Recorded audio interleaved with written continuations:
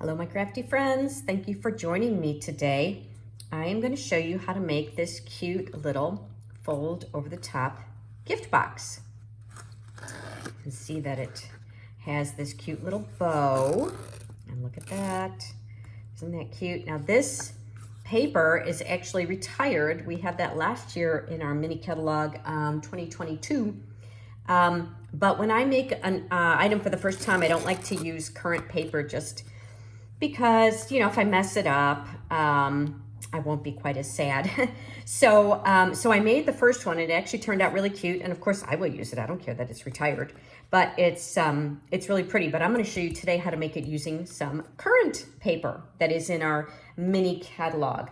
So this paper it is festive, certainly, but it's not only for Christmas. We actually made this in one of my card classes, and I used, for most of them, I used the lights, which I thought were really cute. So, but I wanted to show you some of the other papers. We're gonna make it with this one today. The key is that you want the paper to be multi-directional, up and down, because when you make the box, you don't want one part to be upside down. So these papers were perfect for that, but this one wouldn't work, the fa la la, because you don't want the letters to be upside down. But any of these could work, and they would be great, for a birthday. It wouldn't have to be only for Christmas. But aren't these fun? I love these colors. And I just thought it was really fun paper, so I wanted to do something, different out of it. I am gonna make it Christmassy, but as I said, you certainly don't have to. So my name is Linda Edwards. I'm with Crafty Hair and Designs.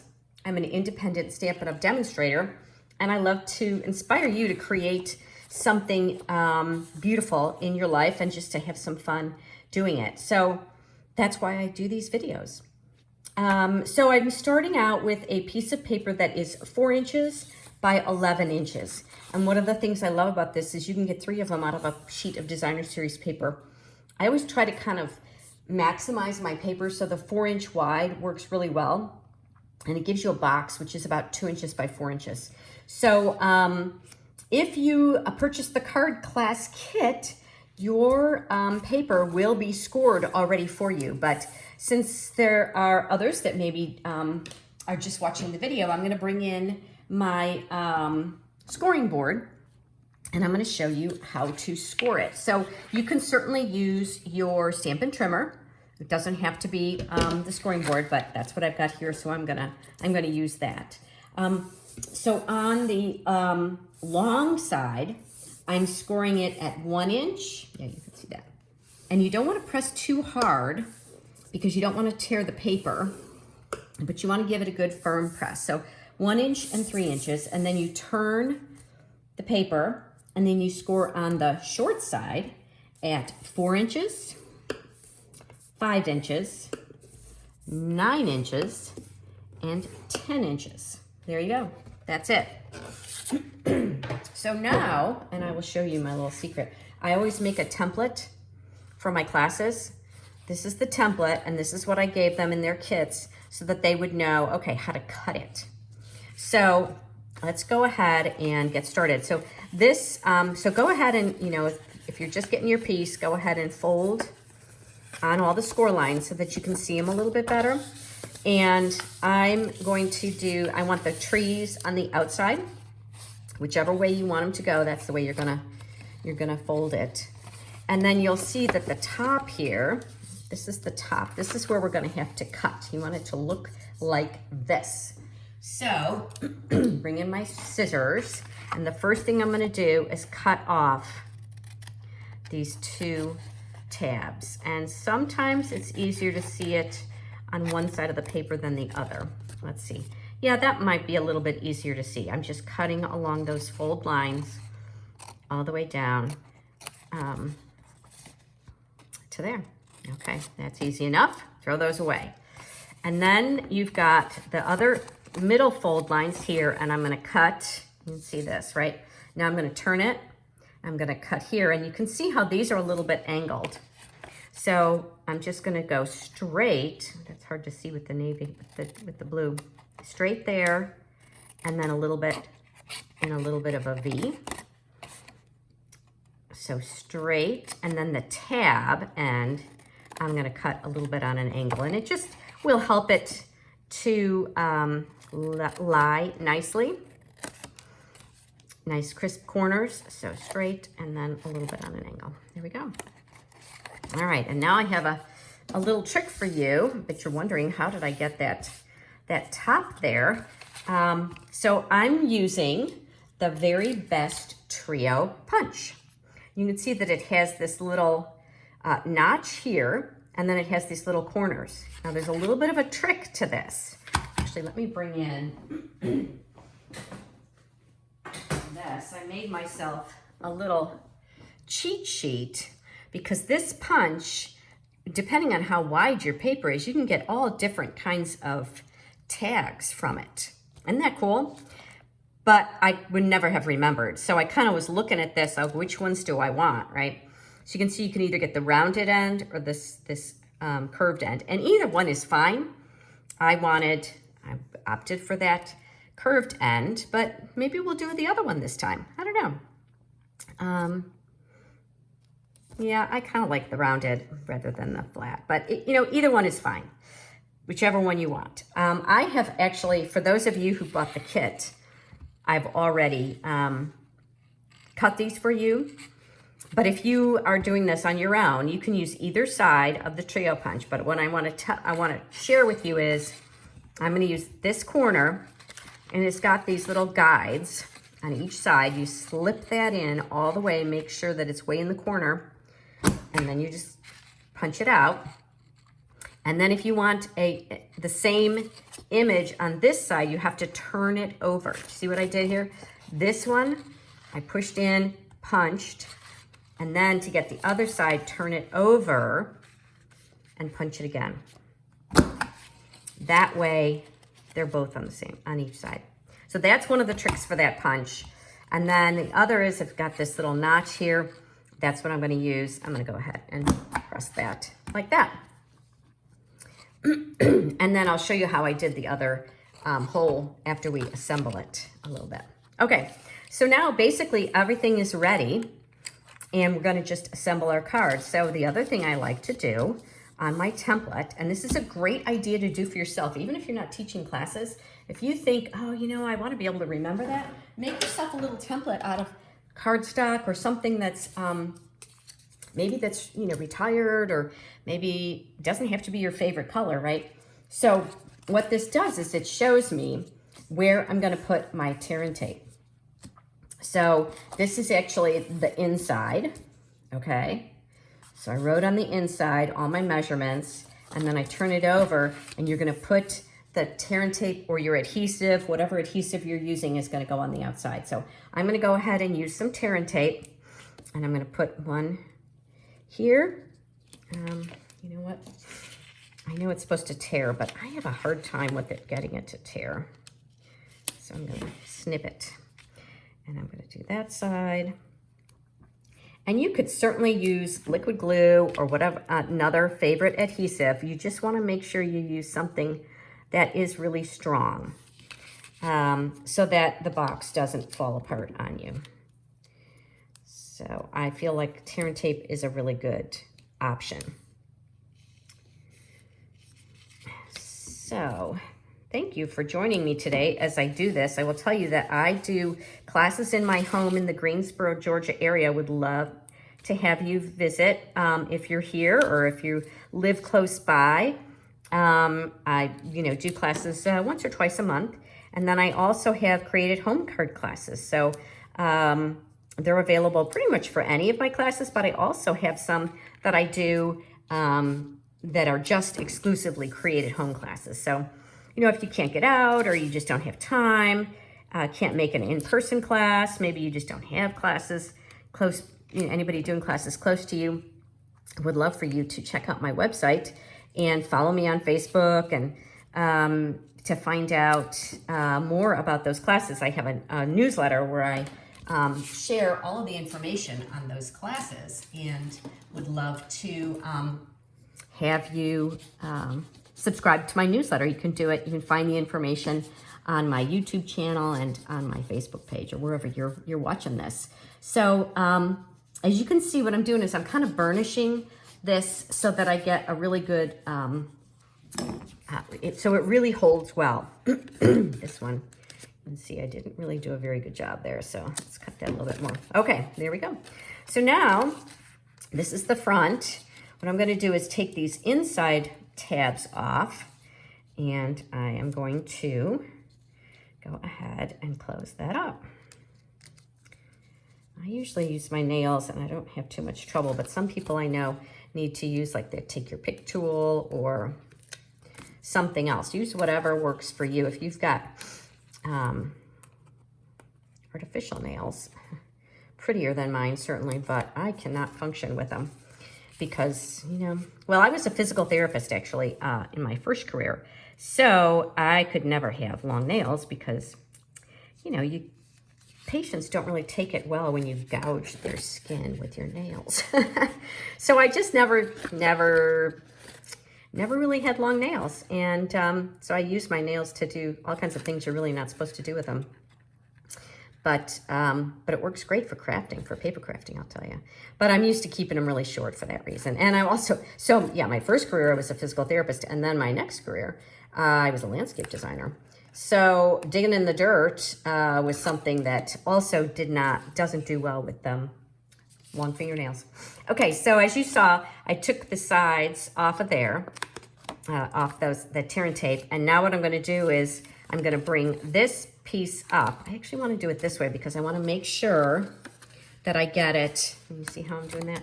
I wanna make sure that it's all the way close to the edge there so that I get a really good crisp corner. And then I'll do the same thing with this one, get a really good crisp corner there. There we go. And it's always a good idea to go ahead and take your bone folder and press down to make sure that that tape is adhered correctly. And then for the ribbon to tie it, I'm closing it over, making sure that that top is nice and even, kind of holding it square. And then I'm going to just put a little mark there. There we go. And then I'm going to use, this is just a regular hole punch from an office supply store, but it's a small, it's like an 1/8 of an inch, I guess. And I'm going to just poke a little hole there. All right. Okay, so now my ribbon, I'm actually using this lemon lime twist ribbon that is retired, that we had years ago when lemon lime twist was still in, was an in color. And you need about 10 inches or so, I would say. But I just thought it was so fun, so pretty. So as you see, I'm folding it in half. I cut the edges, fold it in half. I'm gonna put it through the front of the box, that small hole, bring it all the way through, and then I'm gonna tie a knot in it so that the ribbon doesn't,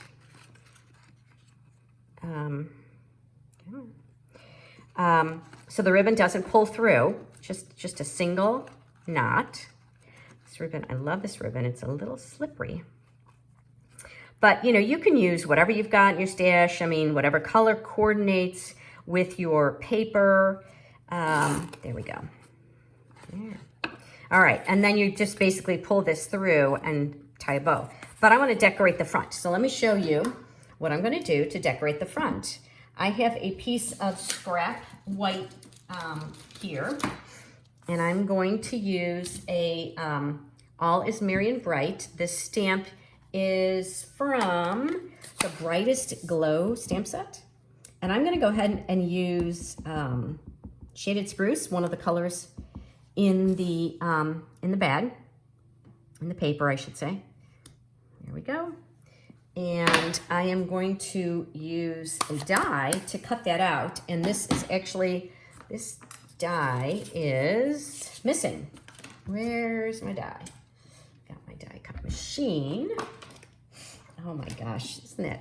Does that happen to you? I did a quick live yesterday sharing how I avoid finding or losing stuff on my desk, but I almost lost it. It's not gone yet. But I gave a little tip if you on my Facebook page, but I wasn't talking about dies. Maybe I need to do one about how to find dies when you lose them on your page. All right, here we go. So this is the die from the Brightest Glow Stamp set. And I'm leaving a little bit room on the bottom because I'm gonna put some bling there. So I'm kind of pushing it all the way up and I'm gonna die cut. And here, now, if you have the kit, you're already gonna have a die cut circle. So you'll have to use your own, you'll have to stamp it afterwards. I typically prefer stamping first because then I can see where my die is going. And did you see how I have that ink on my finger? You know what's going to happen. It's going to end up everywhere. So I'm going to go ahead and clean that off before I get it all over everything. So that's it. That was easy. The mini is very easy to use because this is a small die. And then I also die cut already. I used the Stylish Shapes dies. I wasn't sure which one I was going to use. I've got the Lemon Lime Twist and the Shaded Spruce. So I thought, well, I'll do both and kind of see which one I want. So you kind of see the green. I don't know. What do you think? Or should I do, oh, maybe, yeah, I don't know. Let's see. You see the green better. They both look good, don't they? So I really could use either one. I think I'm going to do that one. Nope. I'm going to do this one. So I'm going to go ahead. Oh, you know what? This is what I need to do first. So I'm going to use these, what are these called? The iridescent adhesive backed discs. And they coordinate with this paper. And you can see all these beautiful colors. And there's this green in it. So let me put that on first.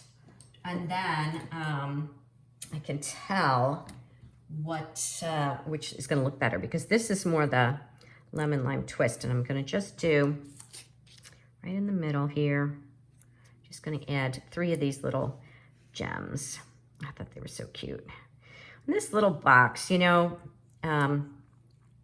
like I said, it's about 2 by 4. You could certainly put a couple of chapsticks in it. You can put some Christmas candy in it.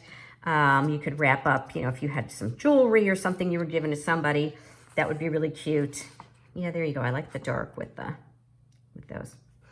And I'm going to put dimensionals on the back of that to pop that up.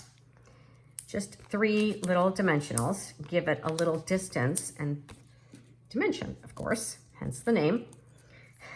And add that. And we are almost done. If you like what you see, I would appreciate if you give me a thumbs up.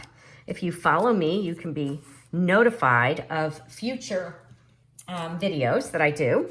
I do about 1 a week. Just depends on the week, how busy I am. But I would love for you to follow along. I try to do some things kind of different. Mix it up between cards, fun folds, simple, easy cards, and other cards that are a little bit more involved, just to kind of give you some options and hopefully to inspire you to unleash your inner creativity, because I know it's in there. You all have it. Some of us are just a little more in tuned to it than others, you know. So maybe you didn't have an opportunity to be very creative. You know, if you had a busy life, you've been working full-time, or you've been a full-time parent, or even a single parent, you know, sometimes you don't, some of us don't have time to be creative, but you're here now, and I'm hoping that you can enjoy some creativity, and I'm inspiring you to be creative, because you can do it. I know you can. I try to make these videos show you really easily so that you can see what you can do. Look at that. Isn't that cute? I mean, who wouldn't love that? Even just a little piece of chocolate. I'll show you what I put in these little Kinder Country fit perfectly in there. Here, I'll bring in the other one that I had. You still have some of this paper. This is really cute too. You can fit 1 or 2 of these in there and give it to someone special. You know, even just leave it in the mailbox for your letter carrier at Christmas. You could put a little gift card in there and a little something special. you know, your hairdresser, I don't know, somebody that does your nails. You know, it's nice to be able to appreciate the people that we interact with all the time in our lives that do things for us, and that's just an easy way for you to be able to do that. So thanks for joining me today. I hope that you were inspired, and I look forward to seeing you again sometime soon. Bye for now.